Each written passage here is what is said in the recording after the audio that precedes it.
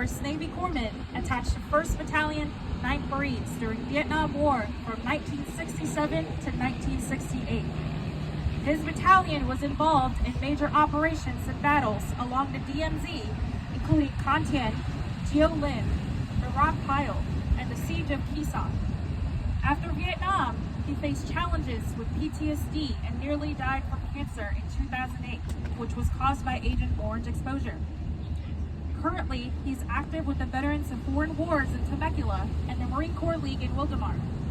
He also serves as the board of directors of the 1st Battalion, 9th Marines Association, where he is the historian, collecting stories of the Marines and corpsmen of his battalion, known as the Walking Dead. Doc Fink holds 2 Presidential Unit citations, a Navy and Marine Corps unit commendation for his service. Ladies and gentlemen, please join me in welcoming Hospital Corpsman 2nd Class, Doc Rod Fink.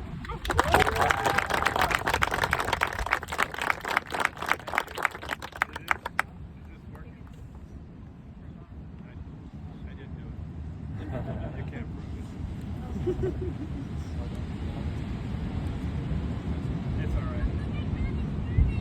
There you go. Yeah. Of course, you have to have problems when you go to speak. You know, that's part of the deal.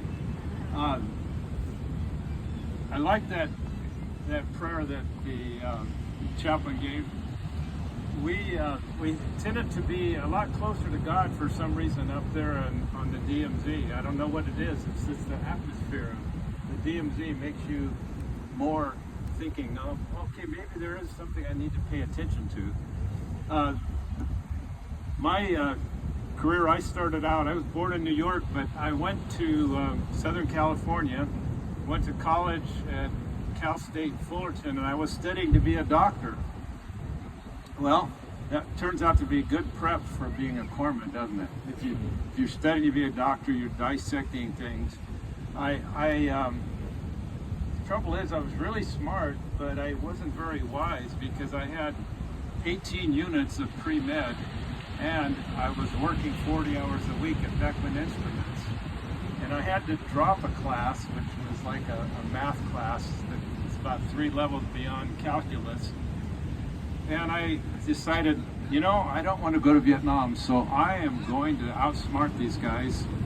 My draft thing, I decided to go to the Navy Reserve because the Navy, they're on a ship and they're in reserve. They don't even get used, you know, unless you really need them. So that was my bright idea. So I went into the Navy recruiter, and he looked at my record and he saw that, yeah, here's a guy that's pre-med. So he gave me 2 choices. Well, here's what you can do. You can either be a barnacle scraper or a hospital corpsman. Which one would you like?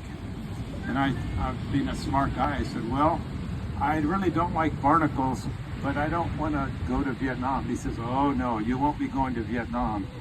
And guess what? If you ever talked to a recruiter before, have you noticed that sometimes the story gets stretched a little bit? You say, I want to go to Hawaii. He says, yeah, here, sign here. And guess what? You go to Alaska or whatever. You're somewhere opposite. But that might be part of the fun of the recruiter. They got to entertain themselves too. I wound up, I wound up going to boot camp in San Diego, MCRD, and then I had Fleet Marine training at Camp Pendleton. And along with you guys, you know, one of the things that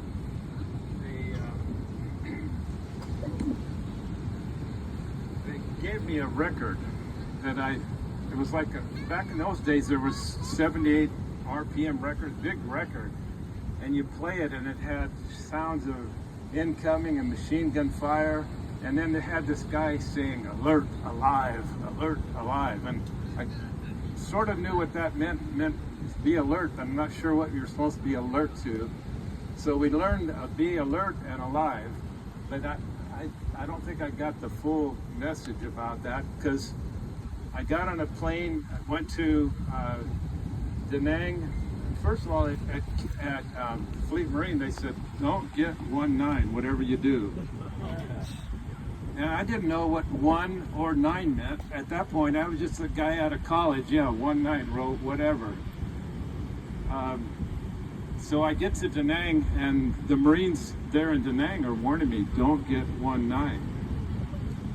And then I get up to Dong Ha, they said, don't get 1-9. And then they go in to show my orders, and they said, guess what, you got 1-9. And by then I figured out 1st Battalion, 9th Marine Regiment. And they're also called the Walking Dead, which doesn't sound like you want to be in the Walking Dead, does it? No, well, they got the name from, actually it was when they first landed in 65, they killed some of Ho Chi Minh, or one of his nephews or something. And Ho Chi Minh, you know, the general turned to him and said, we're going to make them the Walking Dead. And I think it's in Vietnamese or French, but it says Dai Bo Chet. That means the Walking Dead, or the dead men walking, whatever. Well, what that meant was that every place that 1-9 went, we were met with a rowdy reception from the NVA mortars, rockets, and artillery. So I get to Da Nang, I get to Dong Ha, and my first incoming attack, the mortars were dropping around us, and I went running back to the bunker. Number one, don't run during incoming. That's a bad thing. The other corpsman, he was the 1st platoon of Alpha Company. He ran and he was killed. So my first week of getting to Vietnam, I'm replacing a guy that's getting killed. So that's not a good sign.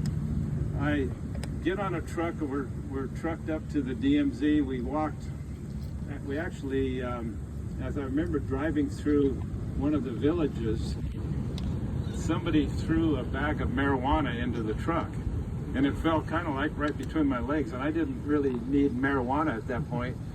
I probably would have later, but the guys were glad to get it. But I'm wondering why would they give you marijuana just before you go up into combat? I'm not sure. But anyway, we got up to the DMZ, and on the table you'll see a picture. The reporter from the Stars and Stripes was there. And he was standing up while we're taking incoming, and I looked up, and we're all ducking down trying to get into the bunker, and I thought, what an idiot, the guy standing up took a great picture. Then later I'm reading the Stars and Stripes, and I see my picture there. It's my bunker. You'll see it when you see the picture. So I wound up writing to them later, and I got a copy of that picture. I have that great big copy of it. Also, I want you to take one of my cards. If there's some there on the table, you can take it. It's got that picture on the back. But the next thing that happened was the command bunker took a direct hit, and that was my first time of actually working on wounded. And I went running up. They said, corpsman up. When they say corpsman up, you got to go. Well, everybody else is ducking down, but you got to get up out of being ducked down and go. A lot of times, and you don't want to do it if it's insanely stupid. Don't just go to get killed. You got to make sure you try to stay alive too. But anyway, I get up there. I start working on this first guy. He was sitting up, leaning against the bunker. His eyes were open. I worked on his arm. It was his right arm. There was a big chunk out of his arm. And I'm thinking, okay, supposed to put a battle dressing. And then I noticed also the back of his head was gone. His eyes were open. That was my platoon commander. And then I went down inside the bunker where it had taken a direct hit, and there was 2 guys in there. One was the senior corpsman. I didn't recognize him. His face was kind of blasted, and I started working on him. And then there was another Marine who was the company commander. And another Marine was in the bunker with me working on these 2 guys. And we got them out of the bunker, and they medevaced them. There's coverage of it in Life magazine. It shows them guys being pulled out of the bunker and then put on a helicopter. Well, the first guy, the senior corpsman, because I was the most ranking guy, even though I was new in country. I'd only been in country about 3 weeks. And here I'm put in charge of the whole company. I'm the senior corpsman now of the whole company.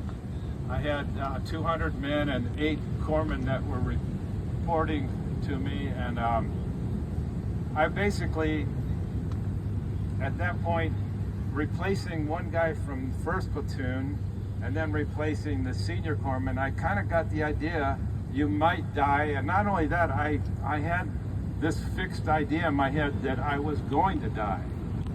And it's a good thing about thinking you're going to die is that you don't worry about dying. So basically you just go about doing your duty. I wound up, I'll just tell you the cake cutting, because I remember at Conti on the Marine Corps birthday in November of '67, they brought all the stuff out for us to have a party. And of course the guys from the rear didn't want to be there on the DMZ because we were taking shelling. Just to give you an idea, it was mortars, rockets, and artillery, and average was 200 to 300 rounds a day. That was Ho Chi Minh's birthday thing. Every day he was trying to hit us. One day we have the record in the Marine Corps in 19, the most incoming rounds on a small hill. It was 1,200 rounds. And so if you notice, I'm kind of a jumpy guy. I'm still very jumpy. One time I'm driving on El Cajon Boulevard in San Diego when I got home, and I'm driving and my friend Bill was with me, and I heard a noise and I jumped under the steering wheel. And I was the driver. You're not supposed to, I'm down there, and he says, "Rod, put on the brakes." Okay, down. Oh, sorry, yeah. It was a little exposure to all those explosions. Well, that wasn't the end of it. Excuse me. After Conti, we went out in the bush and we were, doing sweeps and going through jungles and rice paddies and all the good stuff. If you see the movie Platoon, that was the most like 19's experience when I was there. We didn't have drama of the 2 sergeants. That was pretty cool, but we didn't actually see any of that kind of stuff. After that time in the bush, and I will tell you, and this is probably a good pointer for those of you going to be out deployed somewhere, it's a good idea to learn the weapons that the Marines are carrying, being aware of how to use them, clean them, whatever. And in fact, the load they give you is not as much as what the Marines get. You notice they're pumping these mortars and, mortar rounds and machine gunners, and, they're loaded down 100 pounds or more.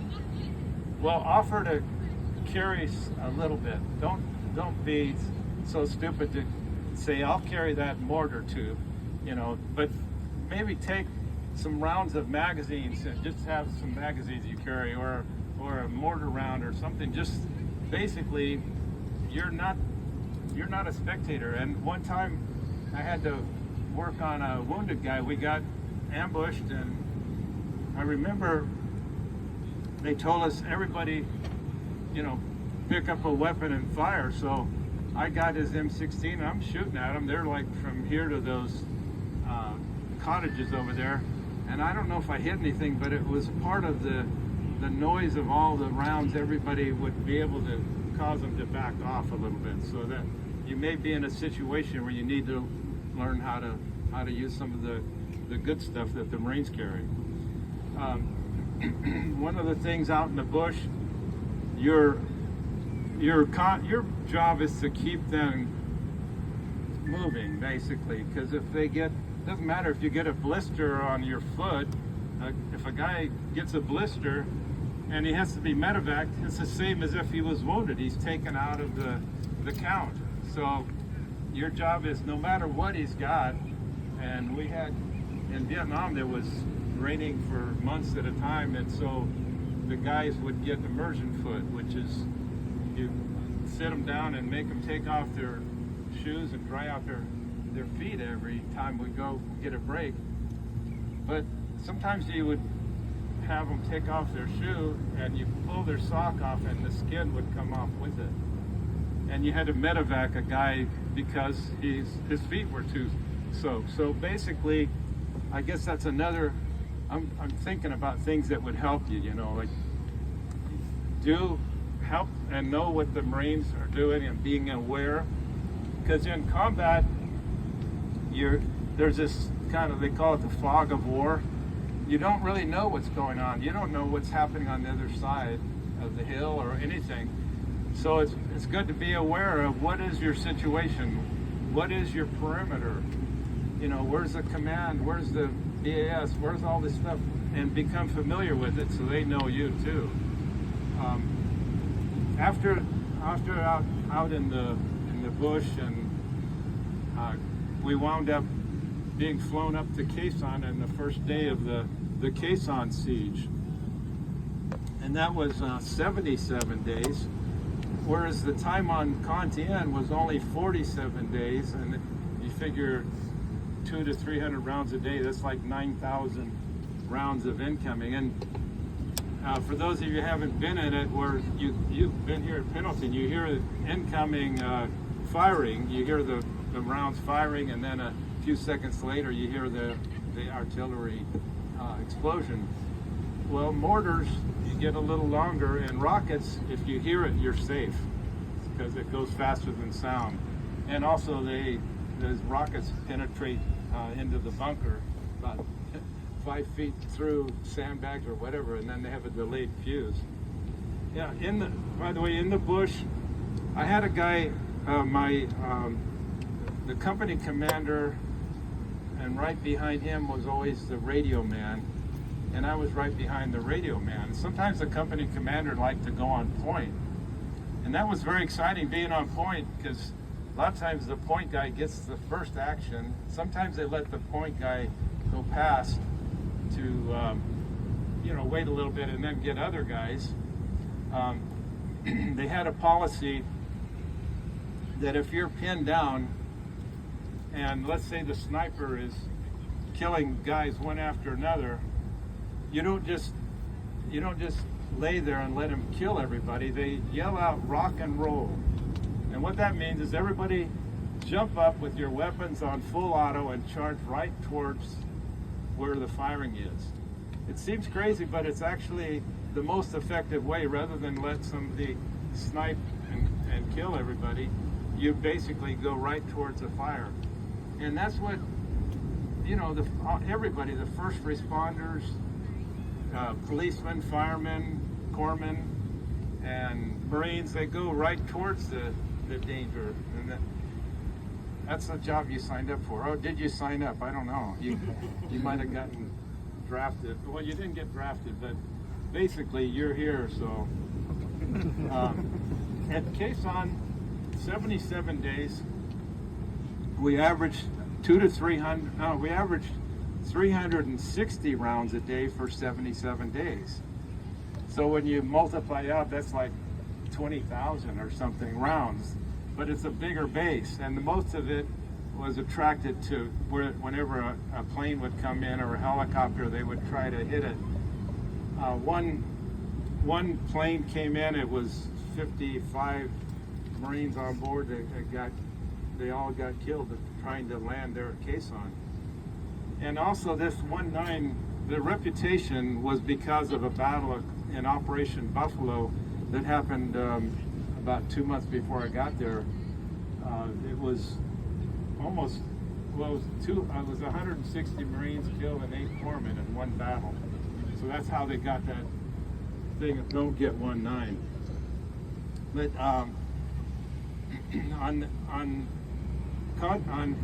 Quezon, we're getting the incoming during the day, ground attacks at night, and a lot of times Hanoi Hannah would get on the radio and she would actually tell us which battalion commander she was aiming her attack at.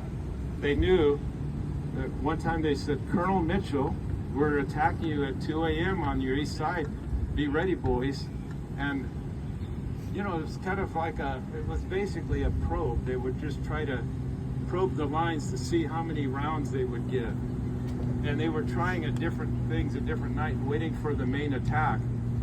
And also, as we're waiting for them, the B-52s were coming in every 90 minutes around the clock. 3 planes were dropping bombs around us. Now, you know, it's like 60,000 pounds of bombs every 90 minutes around the clock.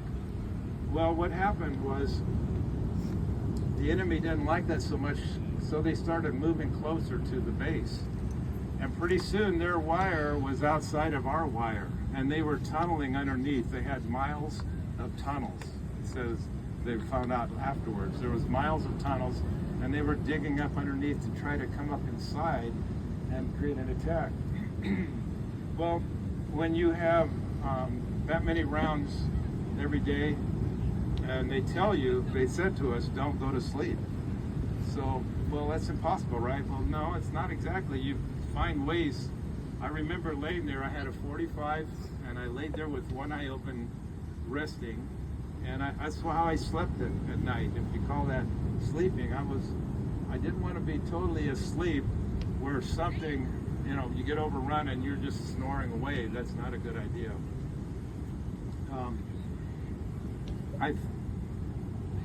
I got to go on R&R. This was the 6-month point of my tour.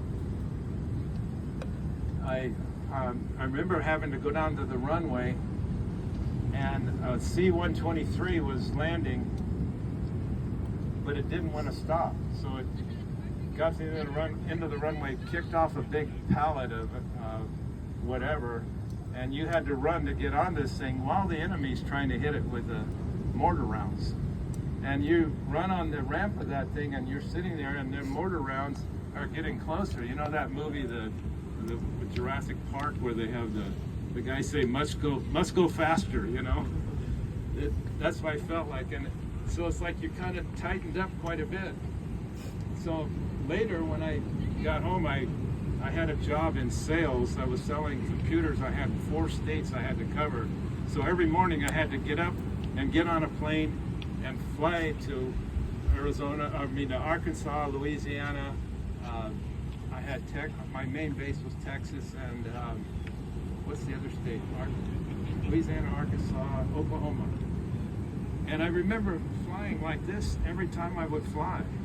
My gripping like I'm taking off now. And I think it traced back. That's kind of a PTSD thing. What's that? Okay. So basically, after Vietnam, I had this pretty good PTSD. I kept getting into fights, and I'm a mild-mannered guy, a good Christian guy. I didn't want to be fighting everybody all the time, but I would get triggered.